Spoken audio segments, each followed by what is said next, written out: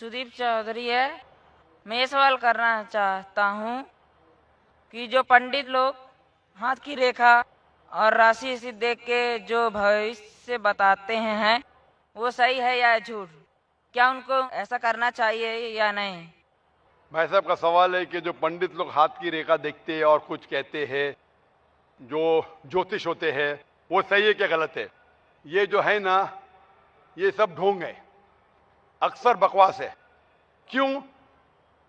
ये साइकोलॉजी के साथ खेलते हैं।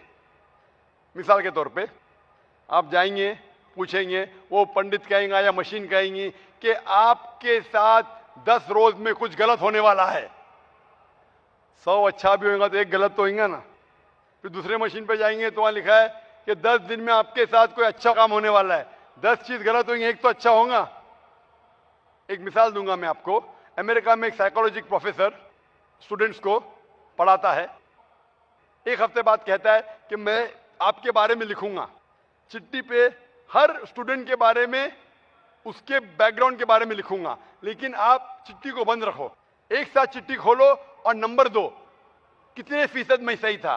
तो सब बच्चे, 100 बच्चे थे, अपनी चिट्ठी खोलते, उसमें से आता है कि more than 95% of the student said that the teacher was more than 90% correct. 95% जो थे तालिब इल्म, उन्होंने कहा कि 90% से ज्यादा जो प्रोफेसर ने लिखा है वो सही लिखा है। इसका सीक्रेट है कि प्रोफेसर ने सब 100 बच्चे लोग के लिए वही चीज लिखा। ये आम बात है, कुछ गलत होने वाला है, कुछ अच्छा होने वाला है, कुछ बुरा होने वाला है। ये रेखा देखना, इसीलिए कुरान मजीद में लिखा है सूरह माइदा में सूरह नंबर 5 आयत नंबर 90 में, या लज़ीना आमनू इन्नमल खम्रु वल मैसरू वल अंजाबु वल अस्लामु, dedication of stones, divination of arrows, बुत परस्ती और फांसे फेंकना रिश्त में मिली शैतान, ये शैतान के हथकंडे है। रिश्त में न मिली शैतान फज्तनिबू लकुम तफ्लिहून, और आप इससे बचो ताकि आप फला पा सको। तो ये फांसे फेंकना, ज्योतिषगिरी, ये हराम है, शैतान के हथकंडे, आप इससे बचो।